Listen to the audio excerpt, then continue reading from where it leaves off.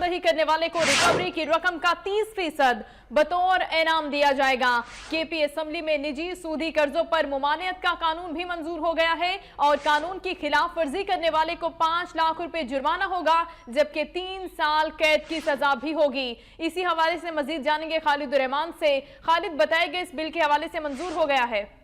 जी बिल्कुल, ये bill corruption की रोकथाम के लिए है और करप्शन के खिलाफ है, लेकिन इस पर शुरू हुई से खैबर पख्तूनख्वा हुकूमत को शदीद इख्तिलाफात का सामना था। अपोजिशन का किरदार जो था काफी मुस्बत था और उन्होंने पहले भी इस पर शदीद एहतजाज किया था, जिसके बाद इस बिल को सेलेक्ट कमेटी में भेज दिया गया था और सेलेक्ट कमेटी में तमाम जो अपोजिशन जमातों के मेंबरान और अरकान थे वो शामिल थे।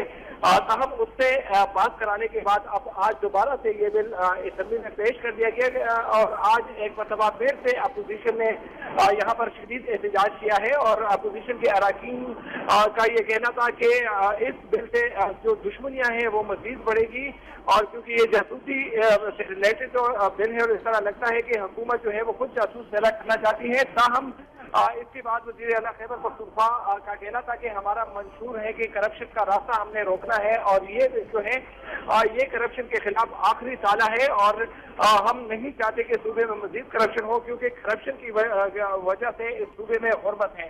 ताहम इस बिल को कसरत राय से इस बिल को मंजूर कर लिया गया है। आज खैबर पख्तूनख्वा असेंबली में खालिद रहमान हमें इसी हवाले से बता रहे थे। आपका शुक्रिया।